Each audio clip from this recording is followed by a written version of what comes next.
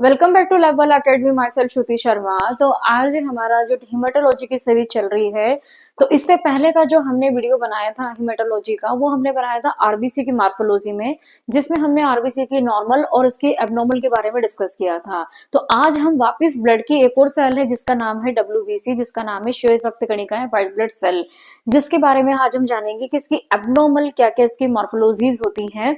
क्योंकि कोई ना कोई तो डिसऑर्डर, कोई ना कोई डिजीज होती है, जब भी कोई एबनॉर्मलिटीज होती है, जब इन सेल के अंदर कुछ भी चेंज होता है। तो बात यह है कि अगर डब्ल्यूबीसी जो होता है वो पाया कहाँ जाता है, तो वो ब्लड में पाया जाता है। तो इसका फॉर्मेशन कहाँ होता है? इसका फॉर्मेशन भी सेम आरबीसी की तरह बोन मेरो में होता है। तो बोन मेरो में डब्ल्यूबीसी बनती है, अस्थि मज्जा जिसको हम बोला जाता है। तो ये जब वहां पर कुछ अपना एबनॉर्मलिटी वाला बिहेव करते हैं, तब जैसे कि कुछ ऐसी कंडीशंस होती हैं, जैसे कि ल्यूकेमिया, जैसे कि ब्लड कैंसर होता है, मैलिग्नेंसी वाला होता है, एक्यूट, माइल्ड या क्रॉनिक कैंसर्स होते हैं, तब इनकी मार्फोलॉजी के अंदर चेंजेस होना स्टार्ट हो जाते हैं। तो जब इनको स्टेनिंग के बाद जब इनकी स्लाइड वगैरह देखी जाती है, तब इसके अंदर जब इसके एबनॉर्मली मार्फोलॉजी से देखा जाता है कि कितना परसेंट इसके अंदर और कितना कैसा इनका शेप जो होता है वो इसके अंदर दिखाई देता है। नॉर्मली डब्ल्यूबीसी हमारे ब्लड की जो रेंज होती है वो होती है 4,500 से 11,000 तक पर माइक्रोलीटर ब्लड। ठीक है, तो आइए स्टार्ट करते हैं डब्ल्यूबीसी का एबनॉर्मल पार्ट। तो डब्ल्यूबीसी को अगर हम देखा जाए तो ये न्यूट्रोफिल की साइज है। ये न्यूट्रोफिल यहाँ पे मैंने बना रखा है। तो डब्ल्यूबीसी जैसे कि 5 टाइप की होती है, जिसको 2 पार्ट में फर्दर डिवाइड किया गया, ग्रेनुलोसाइट और एग्रेनुलोसाइट। जो न्यूट्रोफिल होता है वो एक प्रकार का, ये मेरी न्यूट्रोफिल की सेल है, जबकि न्यूट्रोफिल, बेसोफिल, इओसिनोफिल ग्रेनुलोसाइट है, जबकि लिम्फोसाइट, मोनोसाइट जो होती है वो एग्रेनुलोसाइट है। तो न्यूट्रोफिल आप देखेंगे कि पॉलीमॉर्फ न्यूक्लियस की होती है, यानी कि इसके अंदर क्या प्रेजेंट होते हैं, 3 यहाँ पे लोब बने हुए हैं न्यूट्रोफिल के। इसका जो साइज होता है 12 से 15 म्यू माइक्रोन होता है, यानी कि ये नॉर्मल कंडीशन है। अब इसका जो काम होता है वो कीमोटॉक्सिस जैसा होता है, फेगोसाइटोसिस का होता है, और एंटी माइक्रोबियल एंजाइम, यानी कि डब्ल्यूबीसी जो मेन काम करती है आपकी बॉडी के अंदर पैथोजेंस जाने के बाद उसके प्रति लड़ती है, इन्फेक्शन और के प्रति लड़के फिर आपको प्रोटेक्ट करती है। तो मेन डब्ल्यूबीसी का फंक्शन ये होता है, क्योंकि ये ग्रेनुलोसाइट है तो इसके अंदर ग्रेनुल भी प्रेजेंट होते हैं।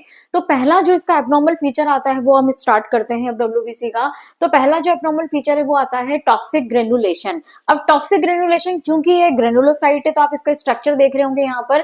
तो ये जो पॉलीमॉर्फ टाइप का है, ये इस तरह से स्ट्रक्चर हो जाता है, और इसके अंदर जो जितने भी सारे आपको ग्रेन्यूल्स दिख रहे हैं, ये सारे क्या होते हैं, बहुत टॉक्सिक ग्रेन्यूल टाइप में होते हैं, जो कि पॉजिटिव साइन नहीं है, इसका नेगेटिव साइन है।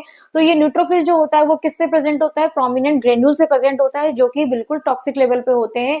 तो इनसे जो होने वाली हमारी डिजीज हो जाती है वो कब कब ये ज्यादा टॉक्सिक हो जाता है, जब कोई हमें बैक्टीरियल इन्फेक्शन हो जाता है, या फिर हमें कोई हेरिडिटी डिसऑर्डर हो जाता है, जैसे ब्लड के जीन वगैरह में कोई प्रॉब्लम हमें हो जाती है, यानी हेरिडिटी, यानी अगर पेरेंट्स को भी है तो अगर वो बच्चों में भी अगर हो रही है। तो कुल मिला के यहाँ पे जो ग्रेन्यूल है वो टॉक्सिक लेवल के यहाँ पे रिलीज होना चालू हो जाते हैं, तो इसको हम बोलते हैं टॉक्सिक ग्रेनुलेशन। सेकंड है वॉक्यूल्स, ये भी एक टाइप का एबनॉर्मल फीचर है किसका, डब्ल्यूबीसी का।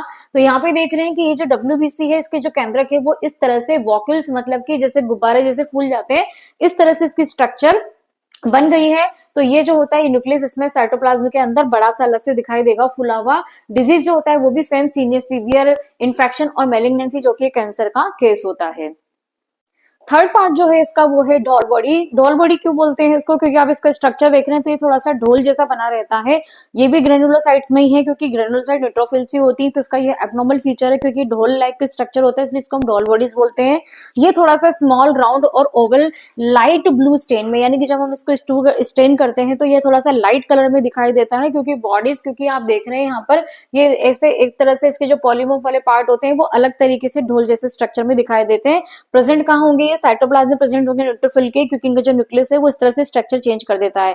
ये जब किसी को बर्न हो जाता है कोई पेशेंट, तब इनकी स्ट्रक्चर जो होती है न्यूट्रोफिल की इस तरह से हो जाती है, और जब कोई सीवियर इन्फेक्शन होता है तब ये ढोल बॉडीज इसके अंदर एबनॉर्मल फीचर के अंदर आती है। 4 टाइप का जो हमारा आता है, इसमें आता है हाइपर सेगमेंटेशन। तो देखिए, हाइपर का मतलब होता है ज्यादा और सेगमेंट का मतलब होते हैं पार्ट। तो हाइपर सेगमेंटेशन यानी कि बहुत सारे सेगमेंट होना क्या कहलाएगा, हाइपर सेगमेंटेशन। पर ये पार्ट क्या है, एबनॉर्मल पार्ट है, किसका, एबनॉर्मल डब्ल्यूबीसी का पार्ट है हाइपर सेगमेंटेशन।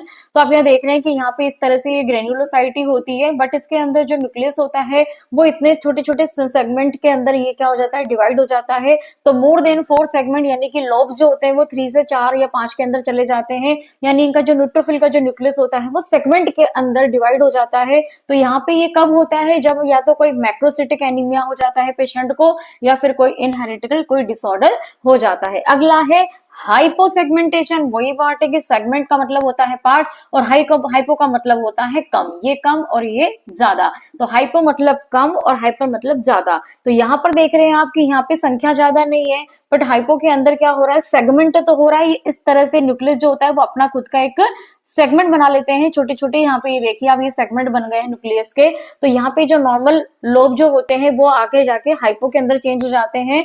और इस तरह से जब भी कोई आपको फेलियर वाली कंडीशन होती है बॉडी में, या कोई ल्यूकेमिया वाला प्रॉब्लम होता है, या कोई इन्फेक्शन होता है, या वापस कोई आपको कोई इनहेरिटेड डिजीज होती है, तब ये एबनॉर्मल कंडीशन यहाँ पर बन जाती है। यानी नॉर्मल लॉब से ये क्या हो जाएंगे, और कम हो जाएंगे, यानी 3 थे वो अब 2 ही रह गए। 6 नंबर में आता है आपका ऑयर बॉडी। ऑयर बॉडी देखिए यहाँ पे क्या होती है, आप ध्यान से देखिए यहाँ पे स्ट्रक्चर, ये मेरी न्यूट्रोफिल्स हैं। ये न्यूट्रोफिल्स क्या करती हैं, कभी कभी स्पाइक लाइक स्ट्रक्चर बनाती है। ये देखिए यहाँ पे इस तरह से स्पाइक निकल जाते हैं, तो हम इसको बोलते हैं ऑयर बॉडी। तो इसको हम क्या बोलते हैं, निडिक लाइक रोड पर्पल साइटोप्लाज्म। यानी जब ये स्टेनिंग होती है तो ये थोड़ा सा पर्पल कलर का आपको दिखाई देगा, क्योंकि ये इंक्लूजन है, मतलब कि इसके अंदर ग्रेन्यूल्स प्रेजेंट होते हैं। और साइड में ये क्या होता है, ये वैसे भूरे कलर का दिखाई देता है ऑयर बॉडीज। और ये कहाँ प्रेजेंट होता है, अस्थि मज्जा में, यानी कि बोन मेरो में प्रेजेंट होता है। किस कंडीशन में होता है, एमएलएल कंडीशन में। एमएल मतलब कि एक्यूट माइल्ड ल्यूकेमिया। तो एक्यूट माइल्ड ल्यूकेमिया के अंदर जब बोन मेरो में जब कोई प्रॉब्लम होती है, तब ये जो हमारा न्यूट्रोफिल होता है, ये न्यूट्रोफिल का ही पार्ट है जो कि ऑयर बॉडी के अंदर चेंज हो जाता है। तो ल्यूकेमिया पार्ट, ल्यूकेमिया क्या होता है, ल्यूकेमिया एक टाइप का ब्लड कैंसर होता है। फिर अगला आता है स्मर्ट सेल। स्मर्ट सेल का मतलब होता है कि ये थोड़ी सी आप देखेंगे यहाँ पर, तो ये आप ध्यान से देखिए, बास्केट लाइक की स्ट्रक्चर दिख रही है इस तरह से, जैसे कि कोई टोकरी होती है, बास्केट होती है, नीचे से थोड़ी सी सकरी, ऊपर से थोड़ी सी व्हाइट विड उसकी थोड़ी चौड़ी होती है। तो ये जो बास्केट लाइक होते हैं वो ग्रेनुल क्या होते हैं, ऊपर की साइड में आ जाते हैं, क्योंकि ये कोई बी लिम्फोसाइट और टी लिम्फोसाइट जो सेल्स होती हैं, जो कि ये भी बोन मेरो में बनती है। तो वहां पर जब इसके अंदर चेंज होती है, क्योंकि लिम्फोसाइट भी किसका पार्ट है, लिम्फोसाइट भी डब्ल्यूबीसी का ही पार्ट है, जो टी सेल बी सेल होते हैं।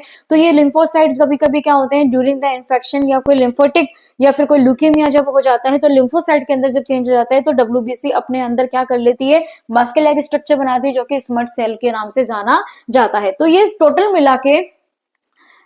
टोटल मिला के हमने यहाँ पर आज डब्ल्यूबीसी के जो पार्ट देखे हैं एबनॉर्मलिटी के, वो हमने 7 टाइप के यहाँ पर डिस्कस किए हैं, जिनके सबके ही नाम जो है बड़े डिफरेंट डिफरेंट है। लेकिन यहाँ पे बेसिकली हमें ये ध्यान रखना है कि डब्ल्यूबीसी का फॉर्मेशन होता है बोन मेरो के अंदर, और बोन मेरो में फॉर्मेशन के टाइम या इमेच्योर या मेच्योर के टाइम जब इनके अंदर कुछ चेंजेस होने होते हैं, या कोई ब्लड कैंसर जैसी चीजें हो जाती है, क्योंकि ब्लड कैंसर अपने आप में एक बहुत बड़ी डिजीज है। तो यहाँ पर इनके चेंजेस की वजह से इनको जाना जाता है कि किसी पेशेंट को ब्लड कैंसर हुआ है। तो जैसे मैलिग्नेंसी का केस है, ल्यूकेमिया का केस है, एक्यूट है, क्रॉनिक है।